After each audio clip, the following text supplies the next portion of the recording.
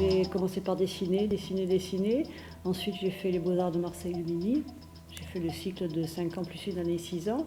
Je suis allée visiter l'atelier de céramique et ça a tout de suite été très intéressant. Ça a été d'autant plus déterminant pour moi que je suis gauchère et que tout le matériel à l'époque, c'est du matériel de droitier. Et donc, quand ils partaient entre midi et 2, je me mettais sur les tours et je me disais, si eux, ils y arrivent, moi, je dois y arriver. En 78, je suis sortie des Beaux-Arts et en 80, j'avais mon premier atelier. Et puis, je ne me suis pas arrêtée. Au bout de quelques années, le décor et les formes sont répétitives, on se lasse un peu, mais c'est infini. On peut passer de la porcelaine au grès, la terre vernissée, le raku, le bijou. C'est sans fin tout ce qu'on peut faire en terre.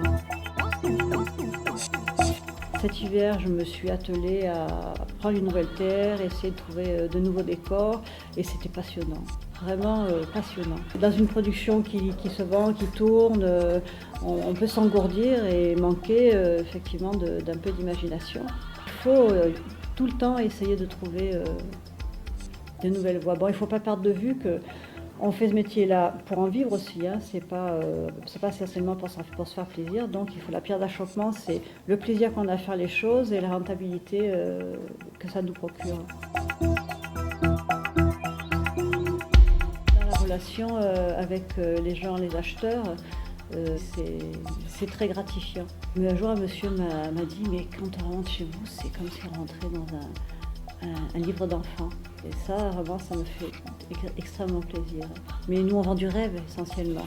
Et quand on voit qu'on fait rêver les gens, c'est extraordinaire. J'aimerais sortir un peu de ce bestiaire basse-cour pour ensuite ne voir à travailler que sur des décors aquatiques, de feuillage, de grenouilles, qui sont aussi très représentatifs de mon état d'esprit. C'est un regard permanent sur la nature, tous les jours. Je fais du footing avec mes chiens, je vais les balader 3 fois par jour. J'ai besoin d'être en contact tout perpétuel avec la nature. Le lac du Paty, c'est les eaux du Ventoux. Et dans le lac du Paty, il y a des grenouilles, il y a des nénuphars, il y a des libellules. C'est un lieu de détente extraordinaire. Tout découle de cette grande montagne qui est à proximité.